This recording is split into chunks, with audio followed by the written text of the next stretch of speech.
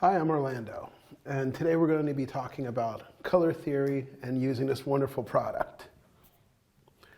One of the things about color theory, it's always the artist's definition, and a lot of artistic aspect, the definition changes, but it's the relationship between colors to be able to create the look that you want to do.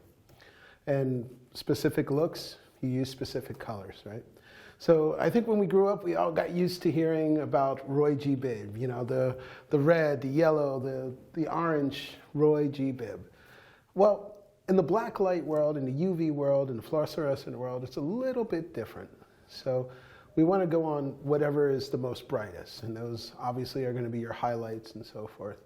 So I always look at it this way: the best way to gain knowledge about UV and ultraviolet is science. You know, we're going to science this as much as we can. So when you think about science, now I know everyone's probably getting really bored at the word of science, but really this helps us get a really true foundation of what we're trying to do. So when you look at the neon colors, and this line is just, every color is just so beautiful. So when you look at the different neon colors, and by the way, this is white, I don't know if it's showing up too well, you can see just how bright and how it just attracts your eye. Now, in the world of science, you have your Roy G. Biv, you have red, orange, yellow, green, blue, indigo, violet, which supposedly indigo isn't supposed to be there. Anyway, indigo, violet. And then on the other side of that, you have ultraviolet. And on the other side of red, you have infrared. And this is where the energy changes, right? So at your highest level of energy, you have ultraviolet. So that's going to absorb the most amount of energy.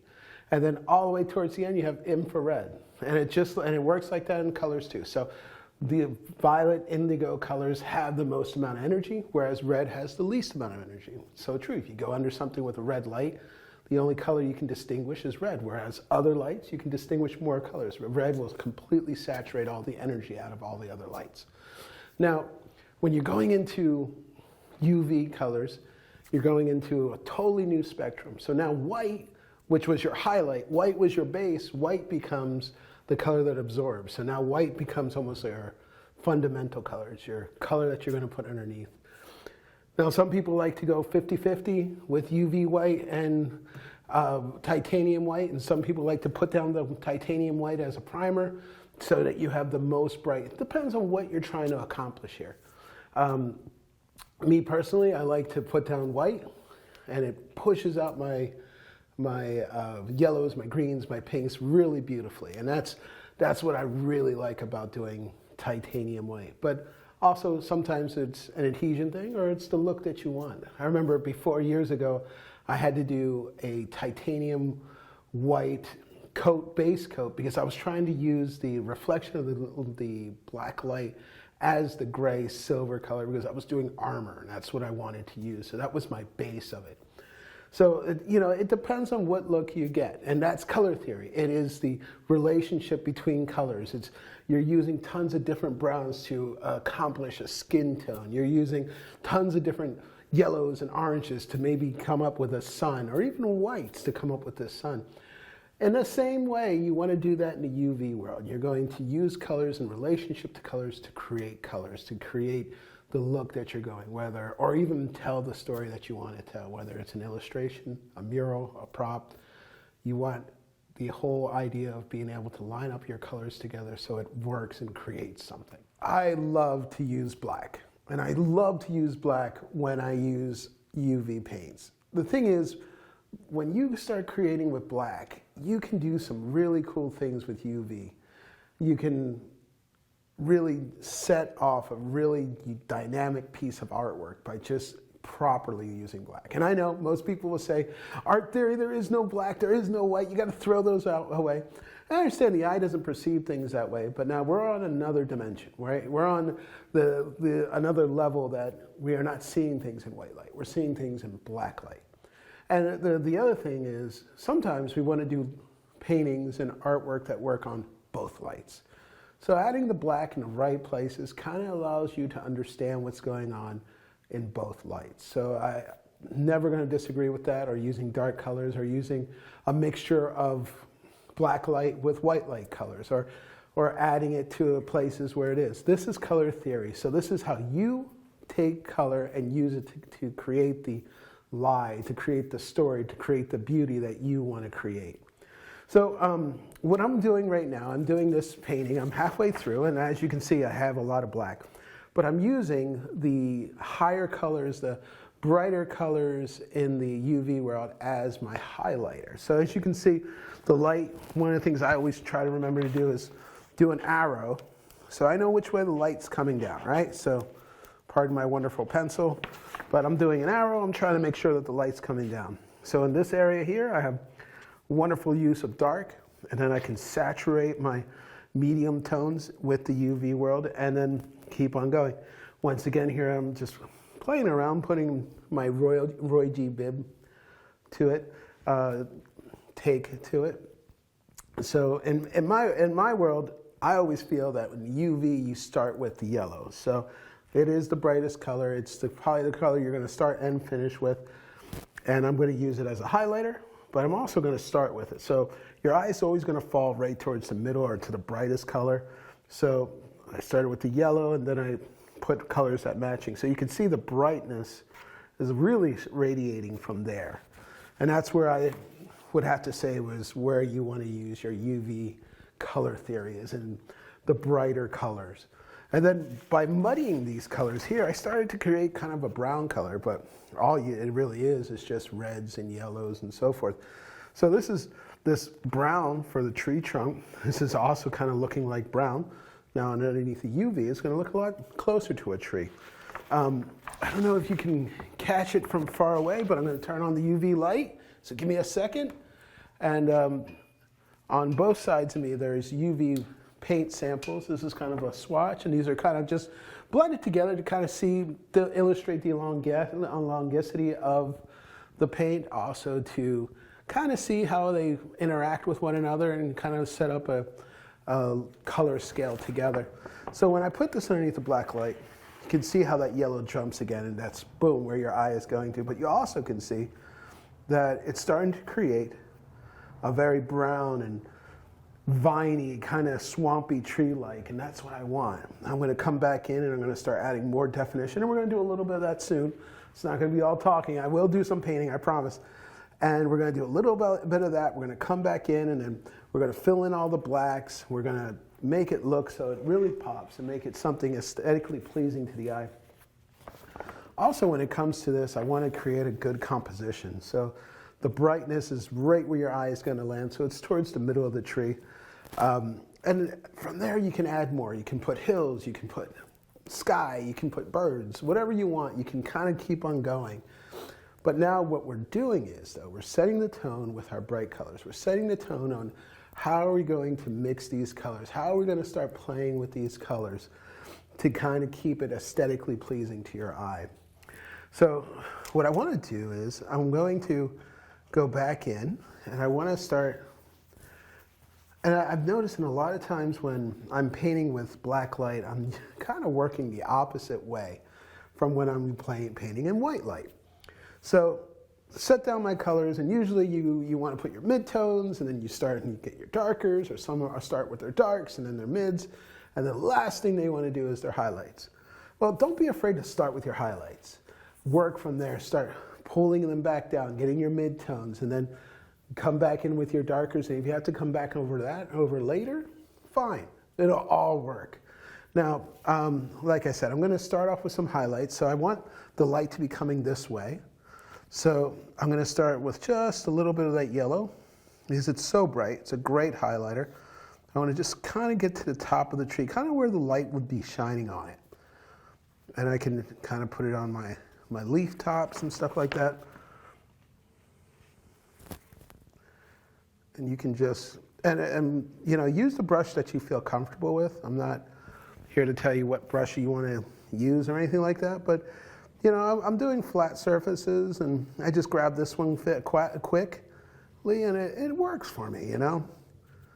So I'm just going to go and kind of do my little highlights. I might want to have a little peak here, kind of Bob Ross, my happy tree. And go over some more highlights. And once again, if you make it a little too thick or something like that, you can go back and fix it. So here's my arrow once again, and this is where my light wants to be entering through. So as you can see, I've already started putting these really cool looking highlights, well, really warm looking highlights. So I'm gonna just keep on going back over that with these little highlights. And this is gonna create its own type of look that will be very aesthetically pleasing to what you're used to seeing in white light. You have your brighter colors on top where the light would be coming and shining directly, and towards your bottom, towards the middle, you have more richness, and towards your bottom, maybe where the light is there the least, maybe a little bit darker. So, you know, and you can kind of combine these colors to create what you need.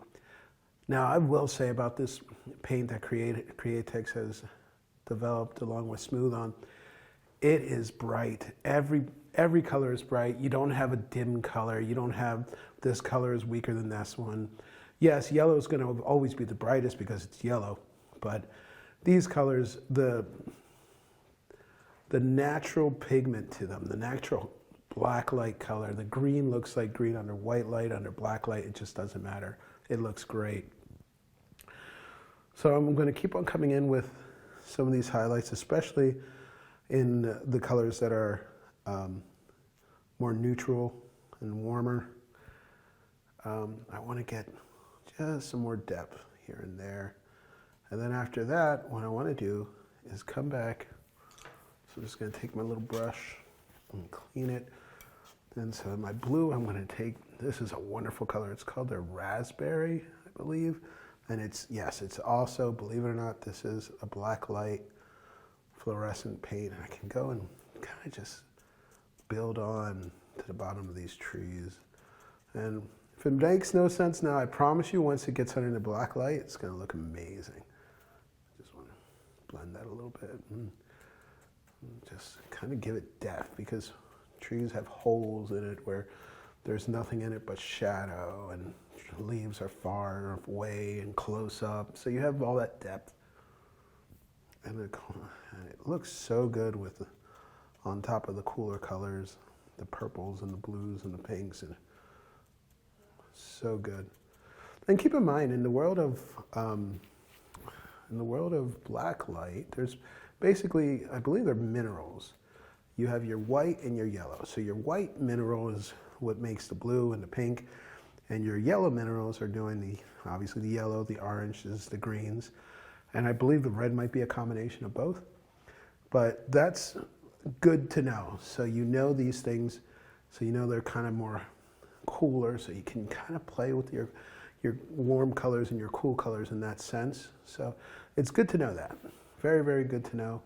Anytime you can know the root of the color, I encourage you to do so. So now with the greener colors, I'm going to put a little more blue, kind of giving that depth. And we can mix that with a little green. And that's just going to give it a little more depth. Remember, all this is going to glow, and it's going to glow to different depths. Obviously, the brighter colors like yellow is going to glow highest, but this blue is going to glow. This purple is going to glow a little bit differently, and that's where we get our depth. We're using, instead of the colors radiating their colors at different lights, we're using glow to create different depths. So that's what's really fun about what we're doing today. And sometimes you kind of have to use the black light back and forth, or sometimes you're going to have to kind of figure it out in your head as you're going along. I know it can bother your eyes a little bit, so if your eyes are sensitive to it, just be careful. Kind of give yourself some time in between when you're doing it. If it starts to bother you, like, let your eyes adjust, because your eyes are very important, especially in this scenario. Color theory would not be a thing if it wasn't for your eyes. So, as you can see, I'm starting to muddy up colors, but that's good. That's what I want. I want it to be powerful. I want depth. I want story. I want strength in this illustration. And remember, a lot of these rules still apply when you're doing your murals. It still applies when you're painting your props, you know. Sometimes, yeah, you're doing a really quick faux paint job behind your leaves, you know, to kind of boost that leaf up. So, yeah, you want to use paints to kind of faux it out and make it look cool. And, you know, if you're doing props, you want to use your color theory and color knowledge to know how the prop wants to look. If it needs to be cyberpunk, futuristic looking, well, you know, you want to mix that with certain grays and then dirty it up and stuff like that. So you got a lot of different ways you can go with these paints. And the good thing is they're going to work for you. They're going to be bright when you need them to be bright. They're going to be strong when you need them to be strong. And I believe this is their sunrise color. I'm sorry if I'm not mentioning every color that I'm using as I'm going along. But the whole line is worth it. I wouldn't pick and match one color or not. I would encourage everyone to buy the whole line and try it. It's phenomenal. It paints super well on almost any substrate, and that's why I like it. So me personally, my background is in scenic art. I've done tons of projects, murals, scenic art, and so forth. But I went to school to be a portrait painter and an illustrator. So in the past, I've done work like in comic books, and then I did other illustrations, Hallmark cards and stuff like that. And then I really fell in love with scenic work and murals. And so I got as much information as I could. And there's a lot in the mural world and in the illustration world that is very applicable into every world, in paint and art. So I use a lot of that to kind of build off of what I do. So, and then too, you know, leaves aren't always the shape of leaves. So sometimes from farther away they look like dots or little teardrops or something like that. So, you know, just kind of figure out what shape you want. But right now, we're fixated on what colors we're using. So that's all I'm doing, is just giving it some more life to it and strength by adding thick versions of these colors. And don't be afraid to go thick. Don't be afraid to kind of overlap and you run your finger over it and you can kind of feel the paint. Don't be afraid of that. Because these paints are made to be stacked. They're made to be blended with each other. They're made to be something that you can play with and create your own creations, create your own goals with it. You know, they're fun for creating. A lot of companies, you got to kind of follow their rules. Not with Createx. And that's what I like about these paints so much. I'm just putting a little blue here just to kind of give it that little depth. Yeah, there you go. I'll put a little more blue over here, kind of give it some depth over here. And right there, you know, when you push that blue, it gives it a really nice 3D effect.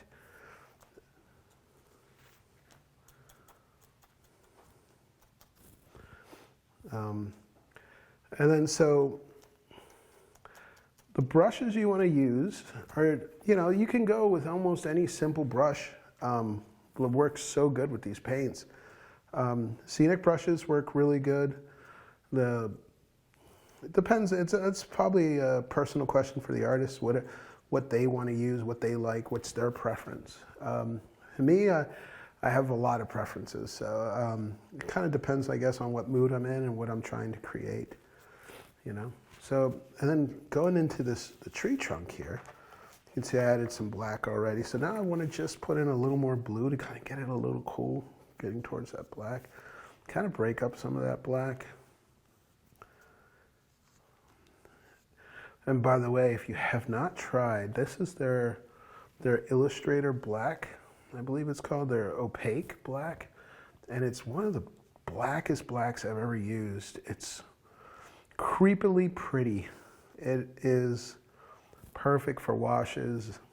It is perfect for line work. And man, I can tell you another thing about this paint, and I'm glad I'm bringing out the line work thing. So I tried this paint to do line work. I had a project which entailed a lot of lines, And so I sat down with a pinstriper brush. The elongation, the elasticity that this paint had was so amazing. So yeah, if you have a project with lines, give this Maker Pro a shot because it is really good.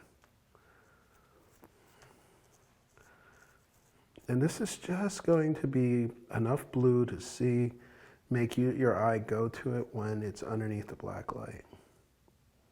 So here we are back in the painting. There's a couple more things that I've done, so we're back in progress of this. So one of the things you can tell is I'm using black light and white light. So some people call this cheating, and it helps a lot when you're creating what you want to do. So now you get the best of both worlds. You can kind of see what it's going to look like under the white light. You can definitely see where it glows and what you want to do next. So what I've been doing is I've been stacking colors to kind of create richness. So if you notice in this section right over here, I used some blues and some purples, but it's like now it's this super red that comes jumping out. And then over here I start playing with my highlights. So I started using yellows and orange and the reds and pinks to kind of bring it out. And then over here I kind of put in some more blues over the greens to kind of give it some more depth. I also added some more branches in the background to kind of give it some more depth and more of a 360 type look to it. But the interesting thing, and this is very fun, if you look closely over the black, I put blue, and that just makes it look so much more alive. It doesn't look so negative spaced. It doesn't just flop there, and it has a bit more life to it. And it's just regular neon blue.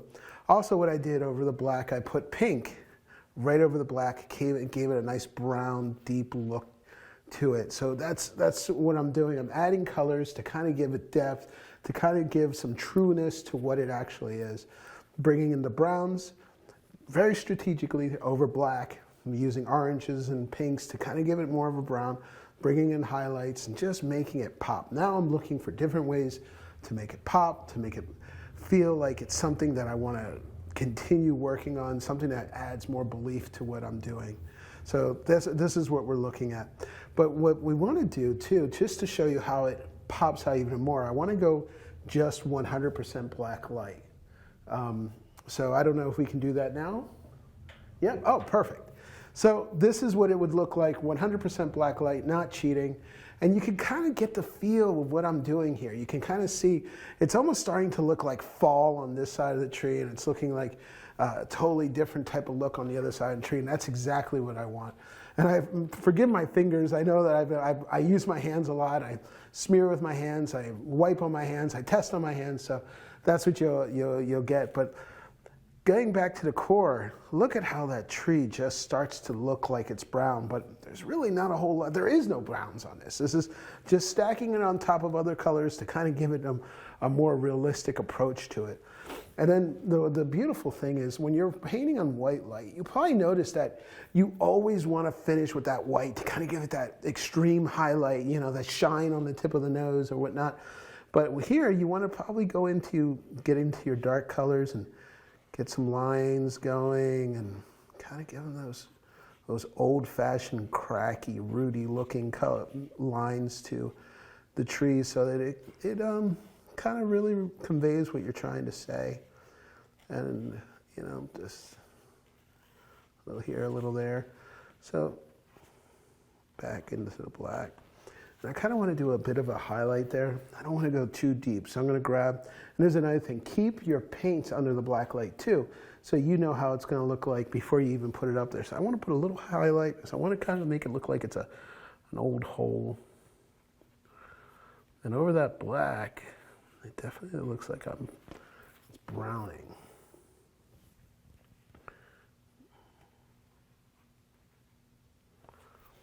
Just a little highlight there, a little highlight here, some depth, some shadow, and there you go.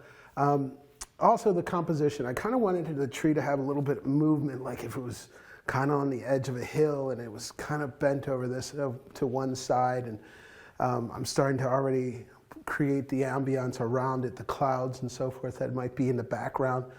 I'll probably, for now, leave this in dark shadow. I'll probably come back on it with some other colors to kind of give it more depth on that side too. But right now, just focusing on this area, it's really starting to look like exactly what I wanted it to be. You know, I got the brown, I got the blue over the black, and then over some of these browns, I want to put just a tiny bit of green, kind of break that up, and kind of be a nice progression. And then they have a wonderful neon white in this line. You can just go back in it. And remember, neon white, it's going to look like a little tinge of green, a little tinge of purple underneath this light. So keep all that in mind. Know what you're doing before you're applying it by really taking a look and planning on what you want to do. But also what I'm also doing, I'm using pink on the upper root branches, kind of to give it a little more life. Use some yellow over here. So I'm using some pink, kind of give it that highlight, like the light is hitting it. It really reads like if the light was hitting it, but still underneath the black light. I'm also going under with the red under the orange, kind of giving that a little depth, which is really, really allowing it to give you a range of field and just that it's far away and so forth. And over here I can add some of the sunburst yellow. Just give it a couple highlights. That's going to break it down because you have all sorts of shapes going on. You have all sorts of distances.